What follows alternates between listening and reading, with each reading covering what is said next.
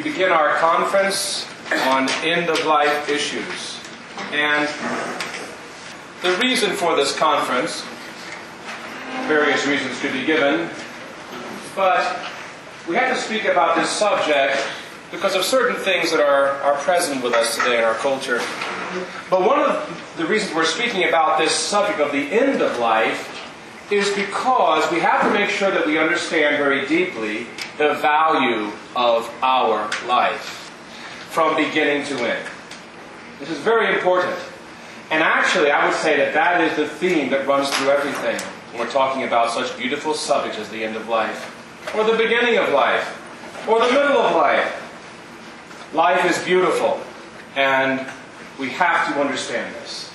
And I would say that that's part of what John Paul II was getting at when he wrote this beautiful letter of his, in the 90s, it was called Evangelium Fidei, the Gospel of Life. To some extent, he was getting at this point about life itself. That for many people today, we have a hard time with life. There are many factors in our world which make life very difficult. And sometimes people even come to this thought, even when they're young and healthy, they come to the idea that their life, well, perhaps it isn't worth much. Cece came to me a few weeks ago, disturbed, as we all are, about the increase of suicide everywhere, even in this valley. What does that mean? Can you imagine 100 years ago, 70 years ago, that suicide would be the second, perhaps the first, at least the second. Brother Edith is now the first leading cause of death among young people. This is simply unbelievable. My grandparents could never have imagined this if I had told them this was going to happen. When you're young, when you think of life as a young person, so free, for all the opportunities in front of you, the joy de vivre, as they say, and to have that robbed from young people. My goodness. So, the question about the end of life is really important. But that's the main thing. Life is beautiful. And we have to come to understand that. How are we going to understand it? Well, certainly, before we go anywhere else, we have to say this. Certainly, what Christ has done, He has brought this back to us. How beautiful life is. That's what Christ is doing for all of us. He shows us, by His love for us on the cross, He's showing us something about ourselves. It's quite amazing. How precious we are to God. And we have to come to understand this very deeply. And so does everyone.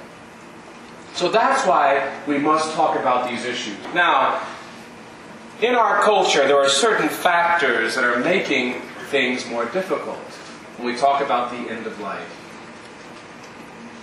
I want to read you a quote that I found quite stunning and wasn't expecting. This is from Dr. Leo Alexander. He took part in the Nuremberg trials after World War II. Perhaps you've heard of those Nuremberg trials where they tried the Nazi criminals, jurists and doctors. They're quite stunning, really, these trials. Here's what he had to say about medical science under dictatorship. After all, he was present.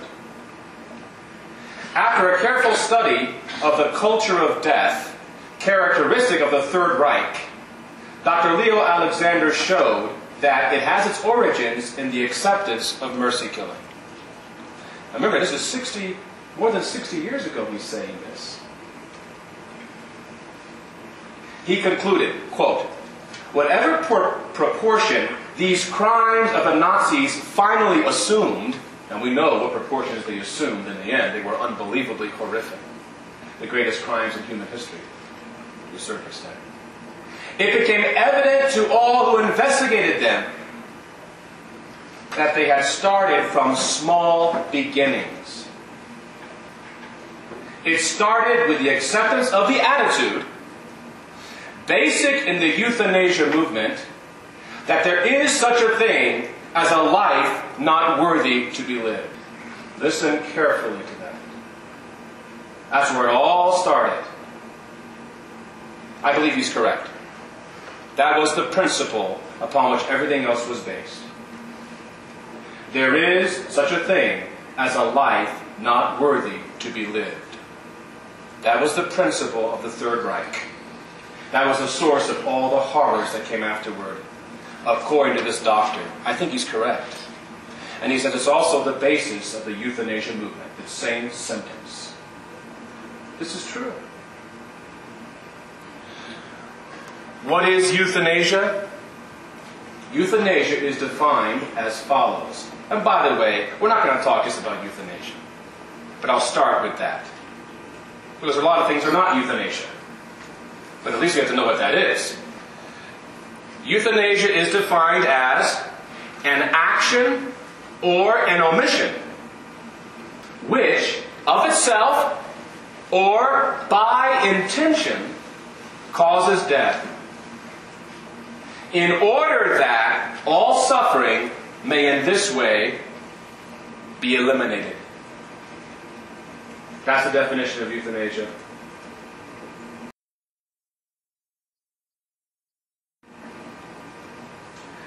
Now, let's look at a few attitudes. And don't worry, we're going to get very positive towards the end. But let's look at a few attitudes in our culture that perhaps don't help in the current situation. Here are some of them. I have about 5 of these attitudes that I think matter. And one of them I would just call autonomy. The second I'll call dualism. The next one is called hedonism. Then I would say misguided compassion. And then finally, a word that we're not used to called utility. Really, I mean utilitarianism. Now, I know these sound a bit much, okay? But they're actually quite simple.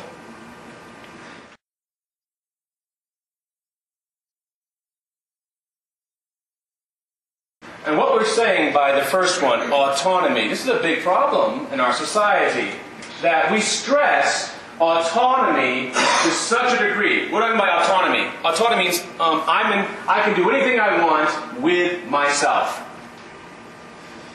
Now that's true to some extent, because human beings are free, and we make decisions and we determine our lives. However, the difficulty with it, and this is happening today in our world, and I think you should know it, is that people are taking this principle to an astounding extreme. And they're saying, I am so free, my human nature is made this way, that I'm so free that I can also destroy my human nature. A bit odd, but they are saying that. In the euthanasia movement, which is growing, what they're saying is, I am my own person. I will decide when I live. I will decide when I die. And in some cases, I may even decide when you die. This is getting to be a real difficulty. And I would say, first of all, autonomy is real. We do have autonomy to a certain extent as human beings, but it's not that complete, nor should it be. I have freedom, but my freedom is not unlimited. We all know that. We have freedom, but what about in respect to other people? We're not totally free. Freedom is limited. It's even limited. It's limited in regard to the taking of life. And believe it or not, that applies to myself. I'm also precious. And I cannot deny what I am, even for the sake of autonomy. This is I would say, a great difficulty in our world right now, this autonomy. Besides the fact that it's denying something. Life is a gift. All the great things in the universe, the greatest things, are always gifts. You can't earn them. You can't buy them. They're just given to you. That's the nature of the greatest things there are. What about love? What about a really great love in someone's life? Do you earn that?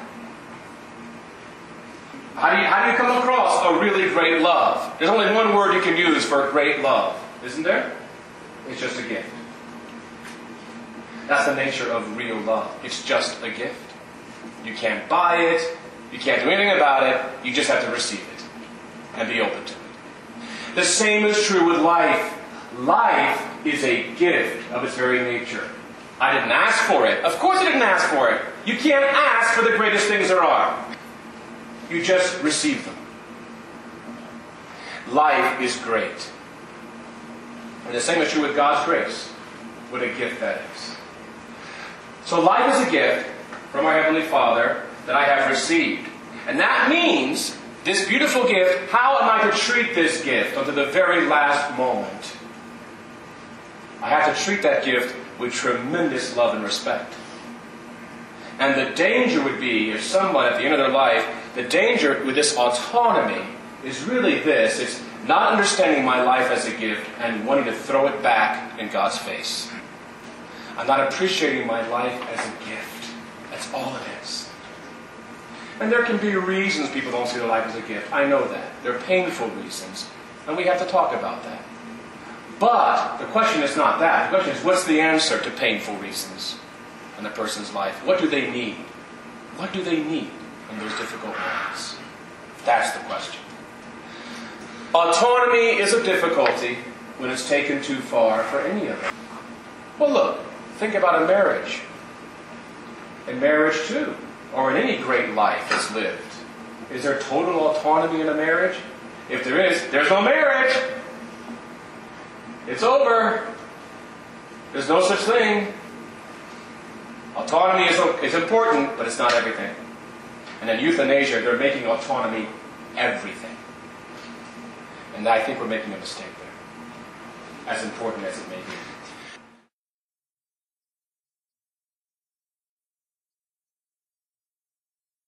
The second one is dualism. That's a word you don't use in Jack's Market too often, or hear it there, but dualism. It's simple, of course. It just means, it comes from the word dua, which means two. So, dualism is this, and this is this is the hardest one of all of them. It's the oddest one. But believe it or not, it really happens. In dualism, people think, they have this idea of a human being that to be human means to be, you might call it a ghost in a machine. In other words, I inhabit my body like my body's a car or a home. Not me. And there's a problem with this, because what happens when a person loses consciousness? Are they still a person? But in dualism, and believe me, you might say, this really sounds odd, Father. It's not. It's odd, but it's out there in a big way. People in a persistent vegetative state, for example, right? People who are unconscious for years sometimes, and sometimes wake up from those states of unconsciousness, but they're sometimes considered no longer exactly people. This is a very common attitude. It may shock you, but it's not uncommon. They're not exactly people because they can't think and talk. They can think, but they can't express themselves or manifest that because they don't have consciousness. And see, this is called dualism. So they would say, well, they're not exactly, a person really isn't there. It's just a body, just a machine, and that can be disposed of. The person is gone. This is not true. This is the hardest one of them, I know, but it's still important to know it, okay? And here's how we would express it in Catholicism or in any good philosophy. To be human means this. To be a body person. That's what it means to be human. That may sound a bit funny, but I'm just trying to make a point. If somebody punches you in the stomach, what would you say? Would you say, that person punched my body? Would you say that? If you did, I'm going to feel your head for a moment. What would you say if someone punched you in the stomach? That person, well, you say, ouch, ouch, you say first. And then you say to the police, they punched me. That's you. Your body is you. It's not all of you, but it is you. And this is really the hard, with our society, we have a hard time with that. The fact that the body is you. We don't like that. We have this idea that the body is a machine. No, the body is you. It's not all of you, but it is you. This is me. This is me. I'm not like, I wouldn't point and say, well, this is not me, this is just, but I'm in there somewhere. This is me.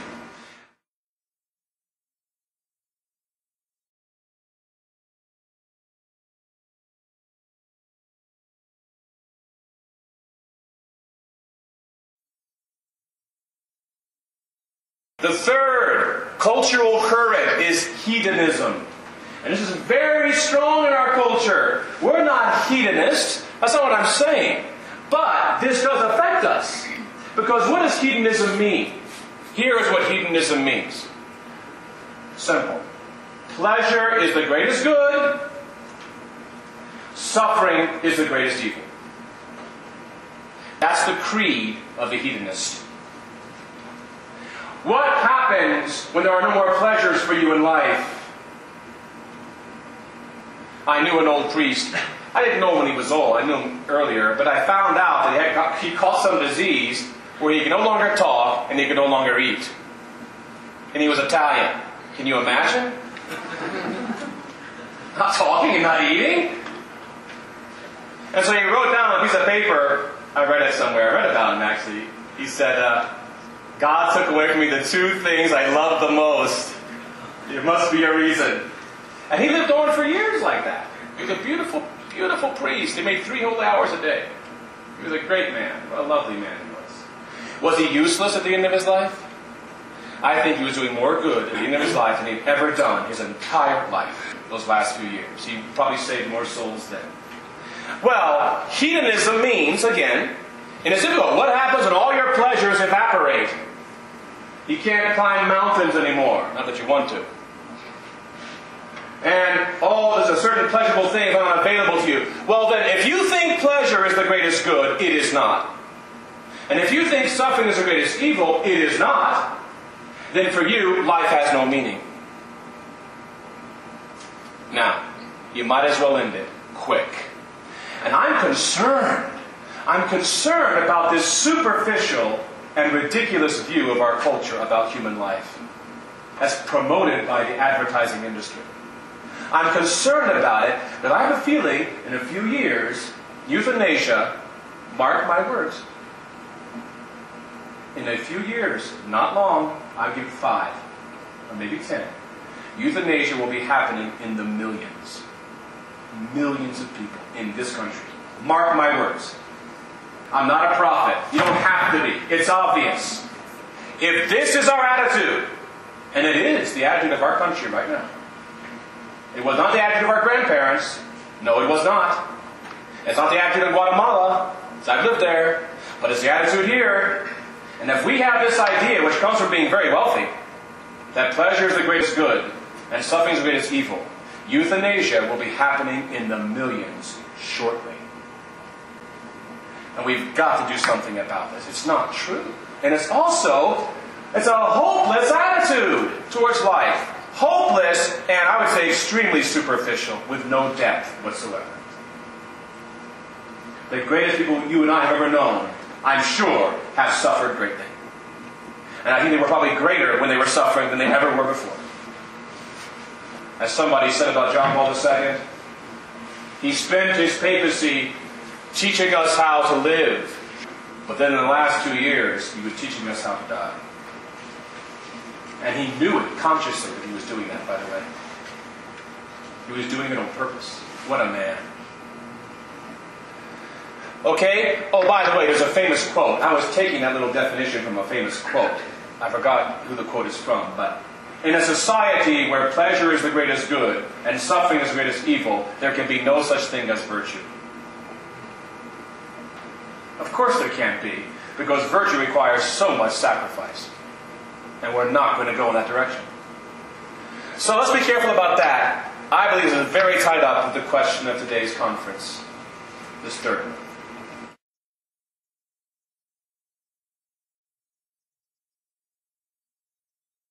Next, misguided compassion. Compassion is a beautiful thing when it's properly understood. It's the worst of evils when it is not understood. That may sound odd, but I believe it to be true. St. Bernard said that. Misguided compassion is the worst form of cruelty. Whoa! I believe it's a true statement, having seen it in practice. So, compassion is absolutely necessary. But what does the word compassion mean? People don't know what the word means anymore. Look at the word. In Latin, right? You have cum passio. Well, passio means to suffer, right? Passion. Christ's passion, friend. Passio. Cum means with. So compassion means to suffer with someone. That's hard. I mean, real compassion is tough stuff. Compassion does not mean to eliminate someone because they're suffering. No. It means to suffer with them to the very last moment. Oh, no, don't get me wrong. We'll talk about eliminating suffering because we can do a lot about suffering, and we should. But we don't eliminate the person who's suffering or hasten their death in an act of compassion. Misguided compassion. And, okay, it's a little bit understandable. Because when you see your grandmom suffering, or whoever in your family, a young person, for that matter, that's sometimes even harder. But when you see someone suffering, coming toward the end of their life, it's hard. But who's it hard for? What's motivating you? It's hard for you. And be careful, your compassion is motivated genuinely by unselfish love and not anything else. In other words, I want to put you out of my misery. Compassion is awesome, but it's tough. Tough stuff to be compassionate. Like Brother Duran up there in the hospital. His mother and Father Glenn, and of course the whole entire valley is with it. And it's unbelievable, actually. We already had a conversion in one of those hospitals because of you people. This nurse had not been to church in I don't know how long it was. Who told me that? Was someone here? I think it was Father Glenn then. Oh, was that you? How long has she been? Who knows, you know? She abandoned her Catholic faith. She was so overwhelmed by the number of visitors to Brother Duran that she went back to her Catholic faith. She went to confession. But compassion is tough. To hang in with somebody day in and day out. What a blessing that is. And by the way, who is blessed by that compassion? Oh, certainly that beautiful person is blessed. But what about you? You're the most blessed. Because we have the hardest lot. It's hard to stay day in and day out by someone's illness. It's crucifying, not just to them, but to you. And it changes your life and makes you a saint. But misguided compassion, at the same time, can be very harmful to us. And the last one is utility. What I mean is this. Well, the better word would be even worse, utilitarianism. What I mean by utilitarianism is this attitude that what is useful is good. Oh, be careful about this in case you happen to be affected by it. And by the way, everybody's affected by it. You're good as long as you're useful. This is not true. This is not the gospel of life. It's the gospel of death. You're not good because you're useful. You could say you're useful because you're good. But you're not good because you're useful. This is the problem with our world today, and many people feel this inside of them. They can't even put a name on it. But they have this funny feeling that their value doesn't really count unless they're useful. And it troubles them day and night. And sometimes they become workaholics. They have to constantly prove their value through their utility, their usefulness. Well, what happens when you get old and debilitated and you're no longer useful, whatever that means? What does that mean? Was my grandma useful when she was 84 and getting weak and sick? Was she useful? I would never have thought of the word useful in regards to my grandmom. You know, like they say, that's no woman, that's my wife. Well, it's kind of like that. She's not useful, she's my grandma. What does useful have to do with it? But this is a problem, because useful versus value. Do you have value in yourself forever? Absolutely. And you know it. You have value in yourself forever. That's what you have. Because you are here. And you're here for a reason. You have this value. But I'm afraid that people do not understand this. And this really is difficult. Because I think sometimes when people are old and sick, believe me, they get the feeling that they are useless. And they want to get out of the way. And sometimes they're told, more or less, you're a burden. Get out of the way. People are being told this in various ways, and they should not be told this. This is an underlying current right now in America and in all industrialized Western nations. Utilitarianism. And I think it affects people really badly. So we have to help people, by the way, to realize this, that your value is not about being used. Your value is different than that. It's based on something much deeper than that. It has to do with you as a person. And you can't lose it. You cannot lose it, this value of yours. You're not useful to me. That has nothing to do with it whatsoever. This is key. And this whole question of euthanasia, this may be the most critical thing, actually, and the most painful thing to me. That people are made to feel that their life is useless and that they're burdens. Because they're old and sick and debilitated. I would argue for the reverse.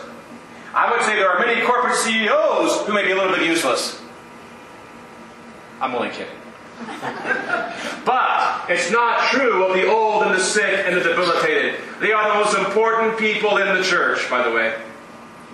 John Paul II said this. The old and the sick, especially the sick, he meant, they're the most important people in the church. That's an astounding statement. It's contrary to our cultural wisdom right now. We don't think that way. But they are the most important. They certainly have been in my life. In many ways, it was the old and the sick who were the most important people in my life. In many cases. They don't lose their value. And all of these things that I've just told you about are important to this debate. This whole thing about the end of life and how we look at it, I think.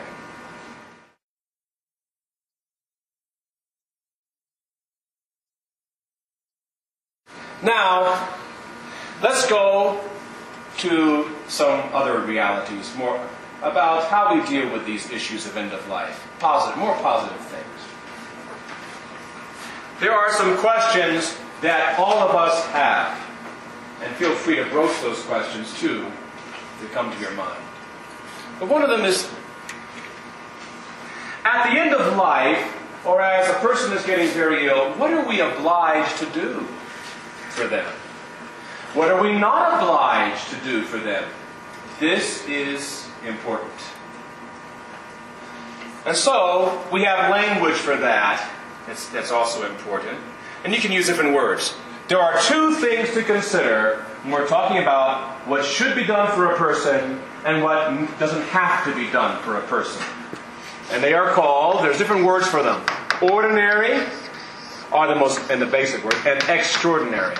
Now I would use this prefix. I would call these two things ethically ordinary or ethically extraordinary. And that word ethically is actually very important. And I'll explain why in a second. By the way, you can also use these words. And this is important too. Proportionate and disproportionate. What does this mean? Ethically ordinary. I'll give you a definition from this is a document from the United States Conference of Catholic Bishops. A person has a moral obligation to use ordinary or proportionate means of preserving his or her life. This includes when they're dying. Proportionate means are those that in the judgment of the patient offer a reasonable hope of benefit and do not entail an excessive burden or impose excessive expense on the family or the community. We'll go over this more in a minute. This is very critical, huh? You can probably tell that's very critical, can't you? These dual definitions here. What about extraordinary? A person may forego extraordinary or disproportionate means of preserving life. What does that mean?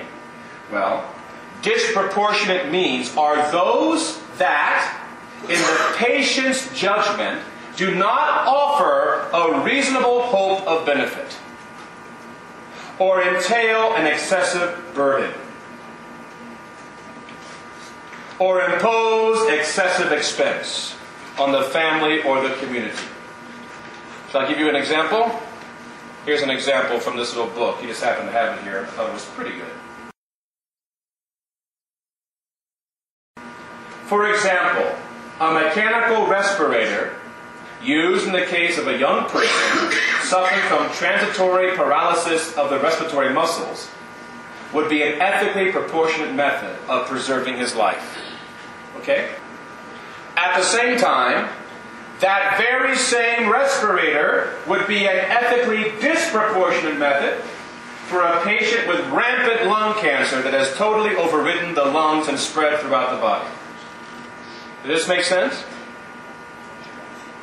In one case, it's proportionate because it offers a reasonable hope, a reasonable benefit.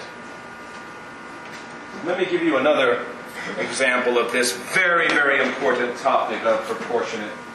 Ordinary means refer, listen to this, to treatments that are more beneficial than burdensome. Does that make sense? This is absolutely key. They're more beneficial than burdensome to the patient and to others. While extraordinary means would be the opposite, right? The benefits do not correspond to the burdens of this treatment. However, keep in mind, we're talking about the treatments as burdensome, not the patient. And not his life. His life is never useless. His life is never burdensome. But treatments can be useless, and treatments can be burdensome. Believe me, that little sentence right there makes all the difference in the universe. Let me read you what this author says, okay, about ordinary, extraordinary. I'm doing this because this is one of the most important things. When is a medical treatment beneficial and therefore obligatory? Remember what we're saying? If it's beneficial, then we have to use it. But if it's more burdensome than beneficial, then you're free not to use it. But listen to this. To the degree that a treatment prolongs life, cures, restores function, but listen to all of them, relieves symptoms, alleviates pain, and engenders physical or psychological well-being, to that degree a treatment is beneficial. But again, simply being beneficial is not enough to make a treatment mandatory. The benefits must outweigh the burdens. What makes a treatment burdensome? Some treatments are financially costly, psychologically repugnant, physically painful or discomforting, unlikely to succeed, unlikely to provide great benefit, experimental or difficult to administer. They may also have detrimental side effects. In determining whether or not a given procedure should be begun or continued, listen carefully, patients and physicians must assess the likely benefits and burdens of the procedure for a particular patient. This is important. The same treatment, for instance, a heart transplant, may be obligatory for one patient, an otherwise healthy 20-year-old, for example, and not obligatory for another patient, such as a cancer-ridden 90-year-old. Again, what is in question is whether the procedure is worthwhile, not whether the person's life is worthwhile. And this is very important. And here's something that John Paul II says about this. And I want you to hear this so that you understand precisely what's being said. Here is what euthanasia is not. And make sure you understand this. This is what it's not. Euthanasia must be distinguished from what's called aggressive medical treatment, which you may say no to. In other words, medical procedures which no longer correspond to the real situation of the patient. Either because they are by now disproportionate to any expected results. It's not going to help that much, and it's overwhelming and enormous and perhaps painful. Or because they have imposed an excessive burden on the patient and his family. In such situations, when death is clearly imminent and inevitable, one can in conscience refuse forms of treatment that would only secure a precarious and burdensome prolongation of life. So long as the normal care due to the sick person in similar cases is not interrupted. This is a key distinction. Normal care must never be interrupted, and I'll go into that in a moment. That might mean more than you think. So, ordinary and extraordinary means. The Church teaches this. We do not have to do everything possible to prolong our life at all expense. This is not the Church's teaching and never has been.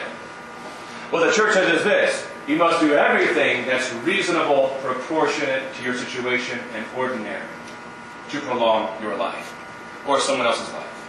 And those things may not be forsaken. If they are forsaken on purpose, that would be murder. If someone's dying because let's say they have pneumonia, and they're in a persistent vegetative state, okay? So someone's just, they're unconscious, say, for months, and the doctors secretly say, let's not give them anything with pneumonia, perhaps it'll take them. That's murder. Because giving someone an antibiotic is not extraordinary. It's ordinary. Does that make sense? But to say no to excessively burdensome treatments, and believe me, there's a lot of things that can make them burdensome. Like for some people, they get tired of chemotherapy. I don't blame them. It's a very hard thing to endure. And the doctor is saying, well, you want us to try it again? Will it make me better, doctor? Probably not. You probably die in a few months. This may extend your life for another month or two. No. I've had enough. I just want to fulfill... I have other things to do with my family, rather than being constantly sick from chemotherapy when I can't do them. I'd rather have the time and the ability and the consciousness to do what I have to do. And I would say that's probably perhaps a wise decision. Okay? Does this make sense? Priscilla?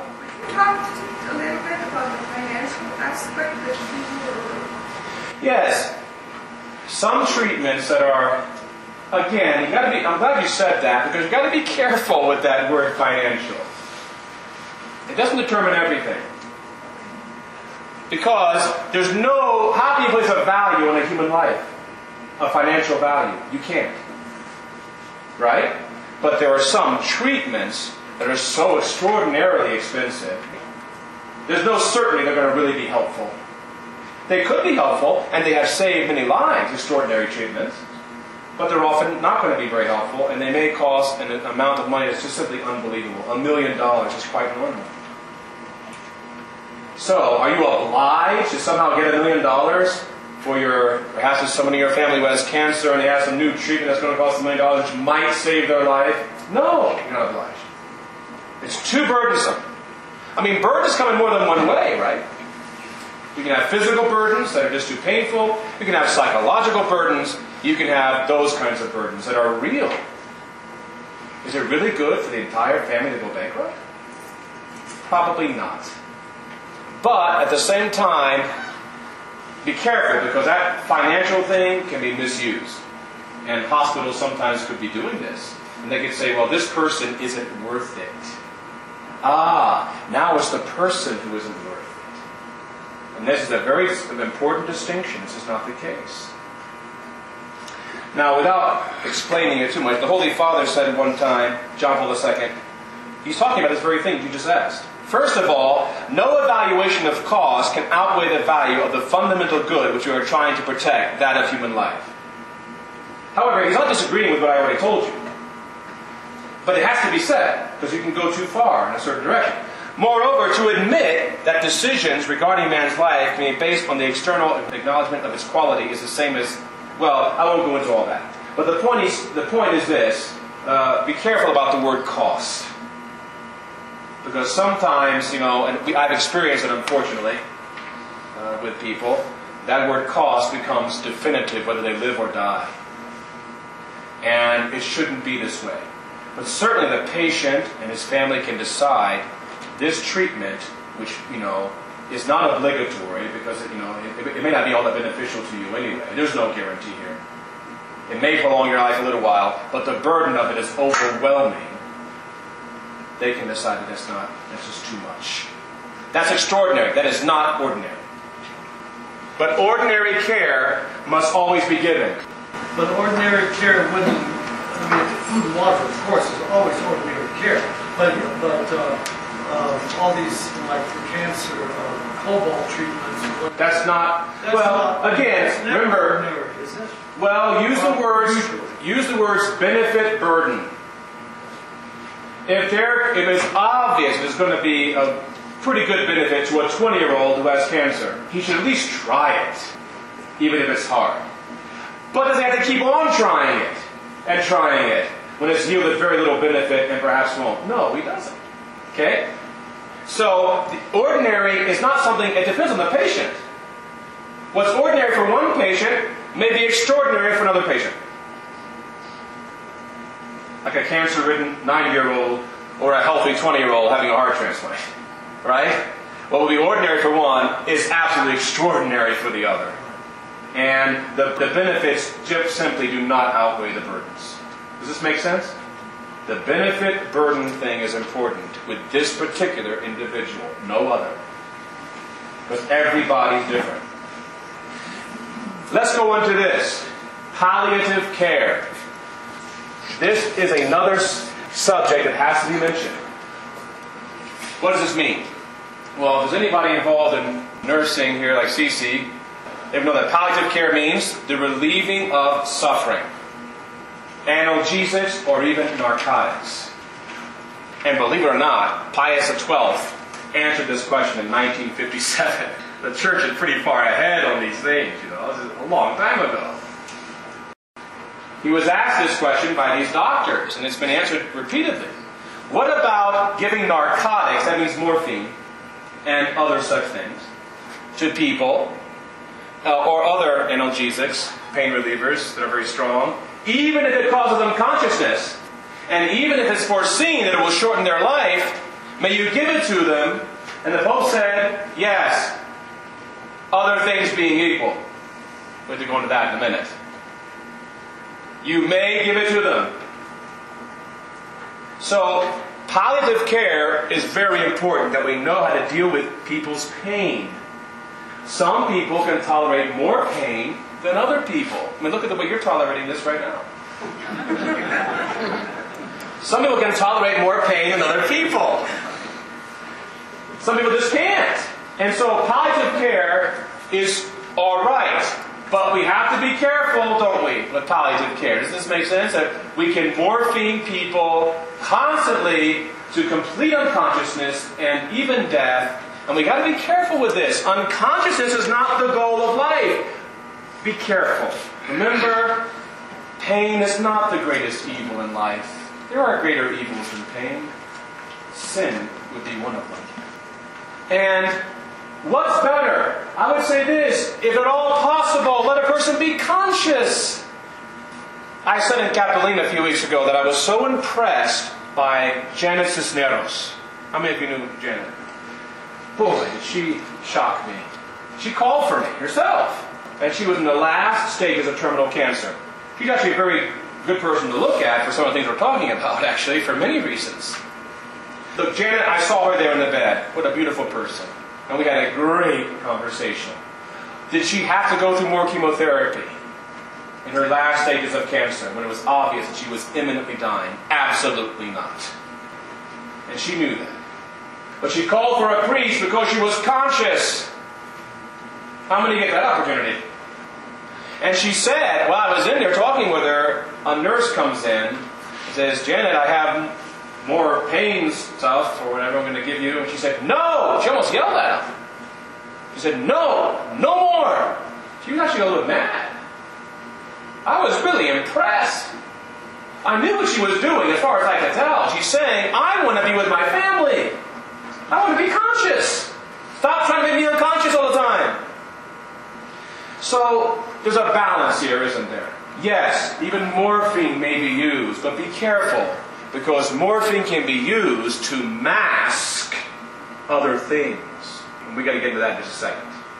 Very careful there. So the church says, has always taught that we may use these, even if it leads to a shortening of a person's life, because it does. Using narcotics shortens a person's life. It's foreseen, but it's not intended. You're not trying to hasten their death. You're trying to help them deal with their situation in a loving way. But loving does not mean all the time to be knocked into unconsciousness until the moment of death comes. Well, what if you are administering these narcotics for pain relief? You know what the result's going to be. But you're not intending death. You foresee the result, but you're not intending it. Like, for instance, does God foresee the things that happen to us? Even difficult things. But does He intend them? And the same is true with you, cooperating with God as a nurse. That's what doctors and nurses are doing. They're cooperating with God and helping the sick. And hospice people too. You foresee that if I give them morphine and all that, it's true, it will shorten their life. But my desire is not to shorten their life. My desire is to help them deal with their situation of pain. And there's nothing wrong with this. But I would be a little bit careful, and it may not even be the nurse or the doctor who has to be careful. It's other people who have to be careful. The patient's family. Because a lot of times the family is the one who wants the person morphine to unconsciousness in a permanent way till they die. Because they can't deal with it. They need the morphine.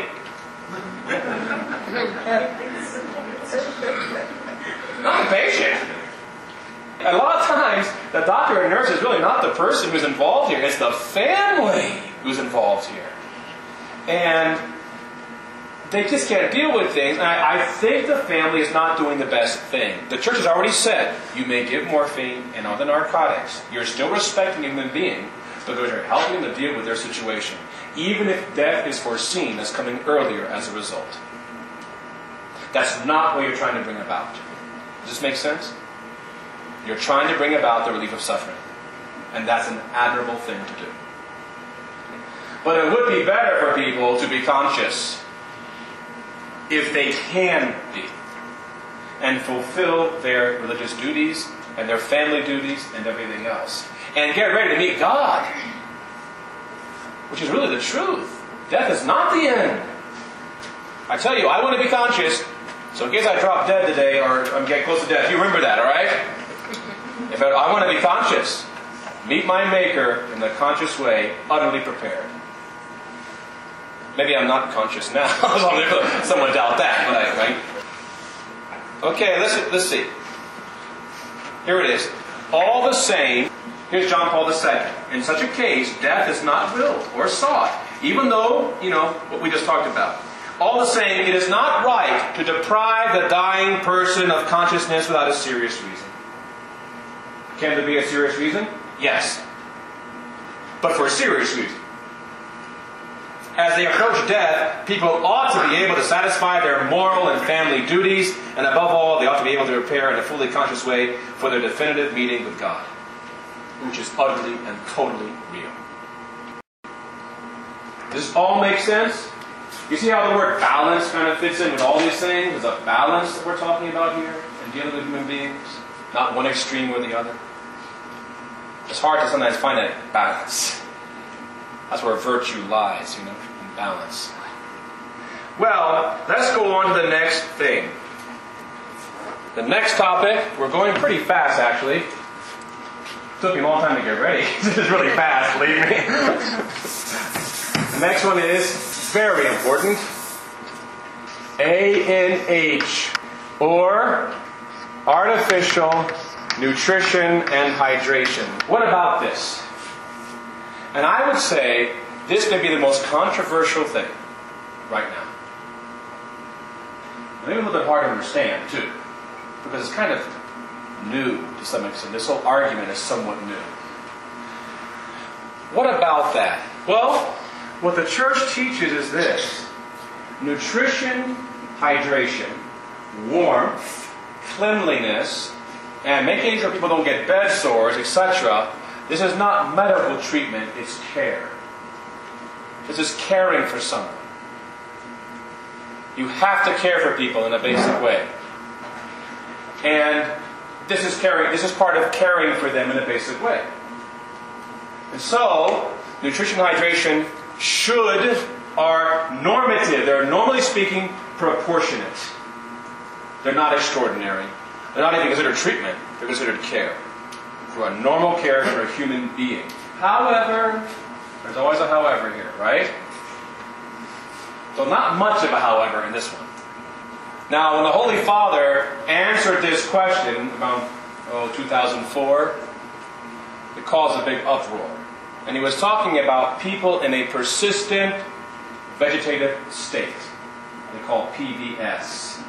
What do we do with these people? People. Like Terry Schiavo, for example. What do you do with these individuals who are being kept alive by normal care for a human being?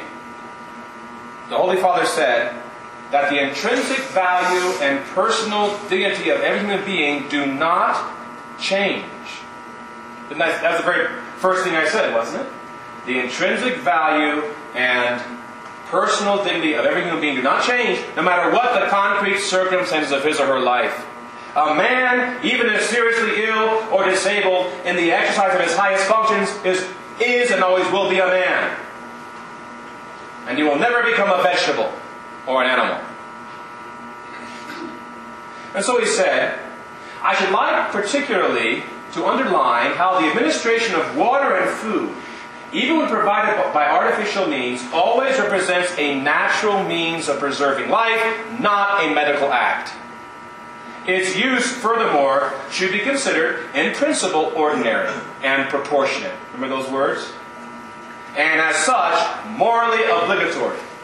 Insofar as, this is important, and until it is seen to have attained its proper finality, which in the present case consists in providing nourishment to the patient and alleviation of his suffering. Let me read this paragraph by the authors of this book. It's a good paragraph.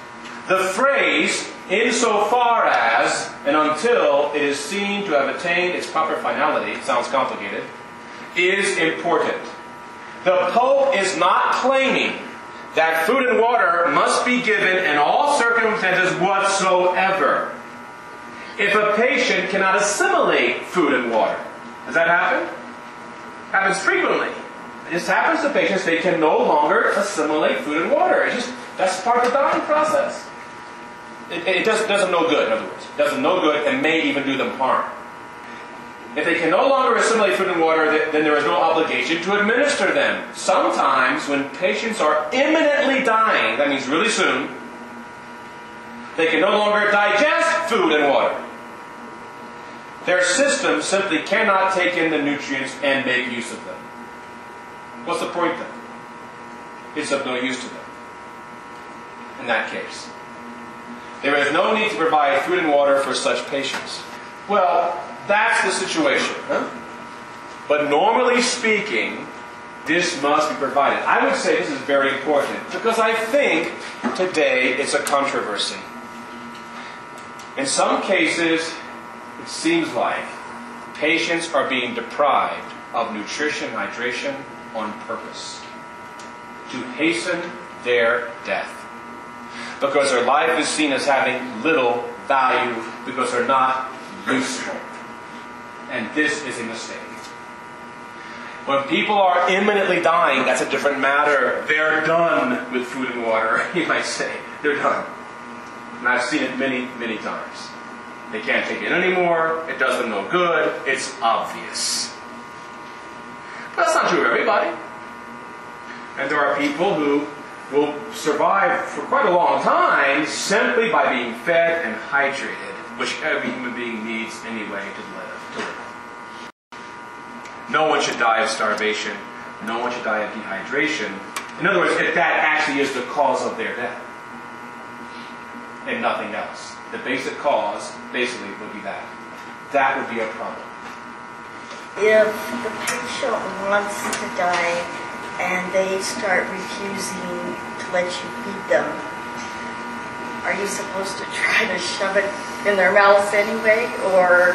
Good question.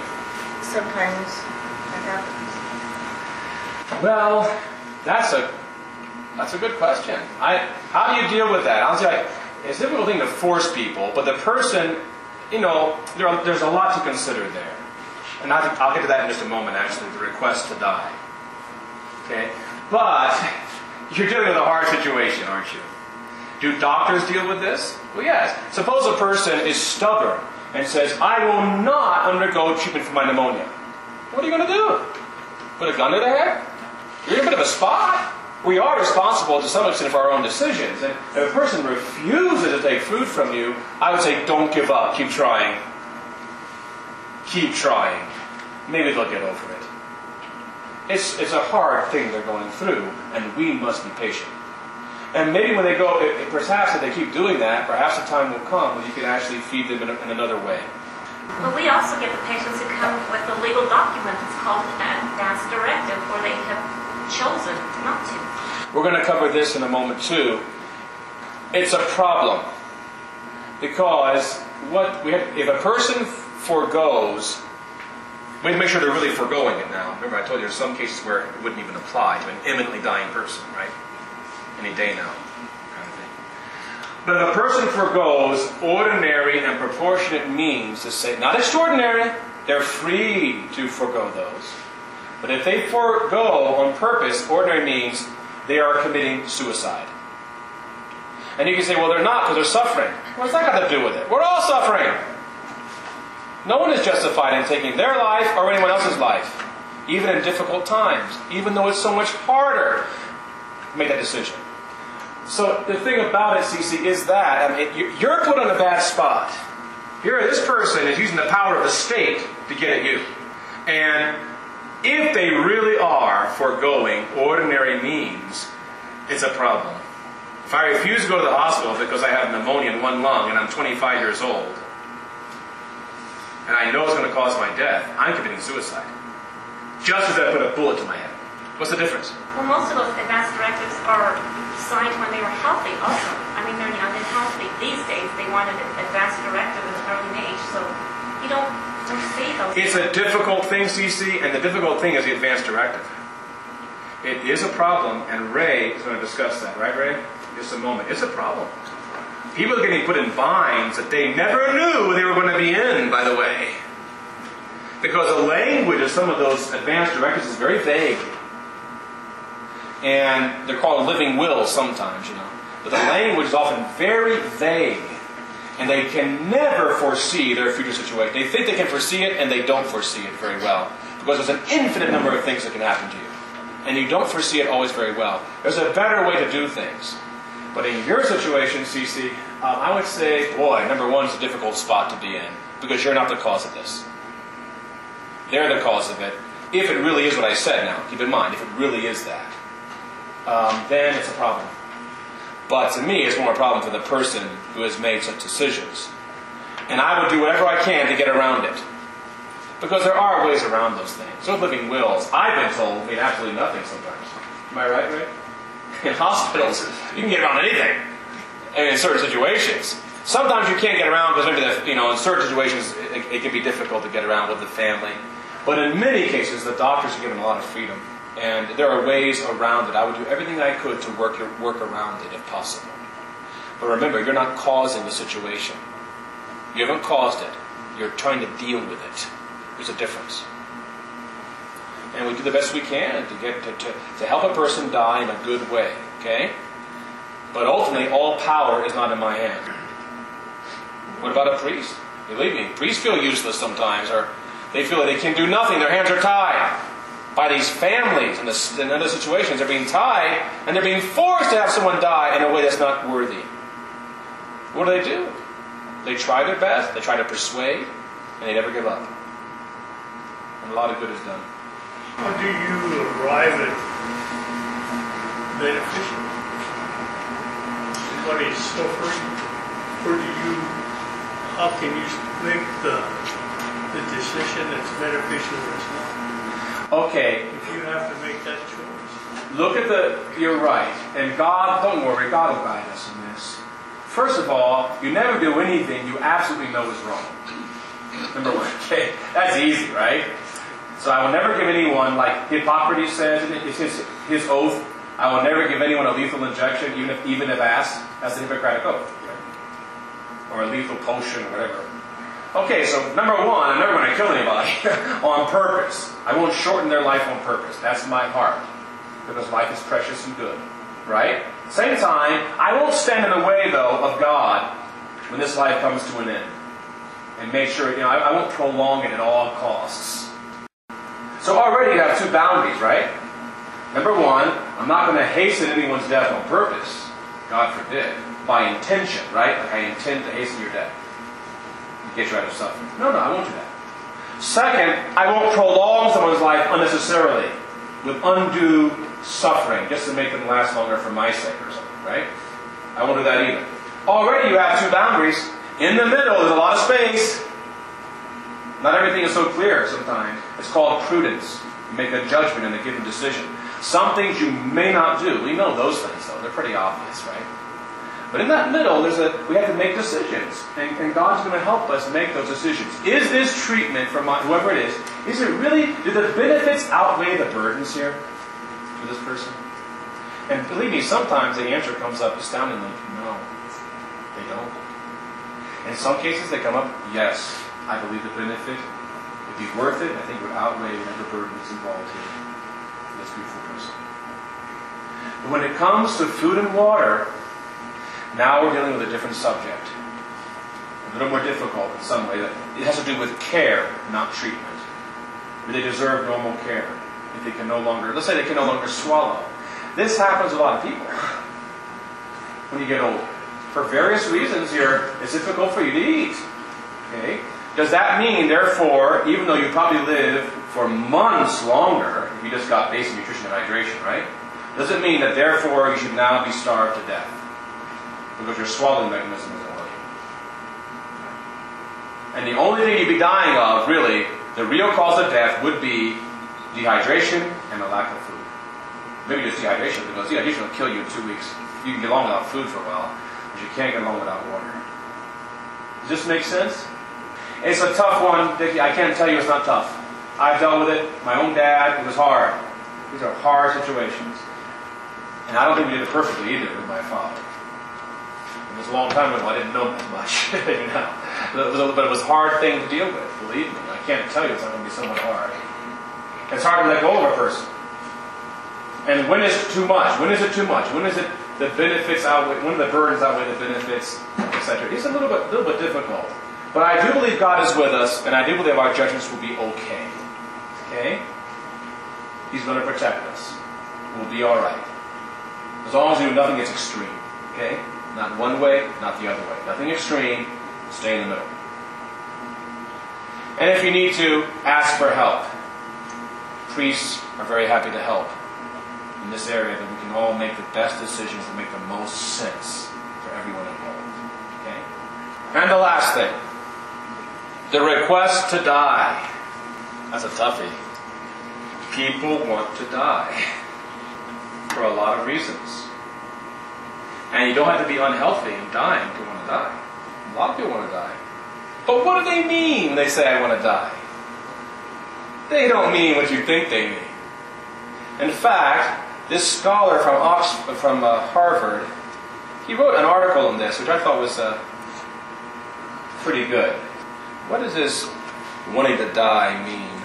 Oh, here it is. I don't want to explain all this. I don't want to go on too much longer. Okay? But I'll just give you the 6 things he happened to say. This Harvard professor, his name is Dr. Philip Muskin, of the he's from Columbia, of the Psychiatry Department of Columbia University, wrote an important article about this question called The Request to Die for the Journal of the American Medical Association. So he's asking, what does it mean when someone says, will you help me end my life, for example? He says it can mean any one or combination of the following questions. Am I loved and wanted? Is actually what they're saying in many cases. 2, what can I do? Because they feel helpless and out of control of their life. 3rd, who am I? And he gives a little paragraph about this. It's pretty enlightening, what people actually mean. 3rd, where is justice? That's a big one. Why am I going through this? 4th, where is hope? And then lastly, can I be forgiven? That's what they mean. I do have it in this book, and if you'd like, perhaps we can make copies at some point of these. The reasons, he actually explains each of those little things in short compass. Okay? What does it mean when someone says, I want to die? People say it all the time, and they do not mean it. They mean a lot of other things but that. Kind of what Cici was bringing up, what do? How do we honor these requests for people to die? I would say no, we don't honor them. Not like that. But at the same time, can we allow certain things? Do we allow certain things to happen naturally without intervening in a way that isn't right, by omission or commission? Yes. God will take them in good time. Lastly, what does it mean for a Catholic to die in a dignified and beautiful way? Here it is, last paragraph. What does a dignified death mean for a Catholic? A dignified death is the end of one's human existence that respects the person's spiritual nature. Death occurs without human intervention. In other words, not being put to death in some way. A dignified death is one that recognizes that man is a creature who comes from God at the beginning of his existence and returns to him at the end. It allows him to die, so far as possible, in possession of his faculties, surrounded by those who love him, and comforted and aided by the spiritual and sacramental gifts of his faith. Isn't that beautiful? So for us Christians, death has a different meaning for us, a very different meaning for us, because of Christ Jesus and his death and resurrection, which we're sharing in. It's not hopeless to us by any means. It's not hopeless. In fact, the opposite would be the case. My goodness, St. Paul would say things like, I long to die and be with you. And that's the way it is for us. May Almighty God bless you, Father, Son, and Holy Spirit. Amen.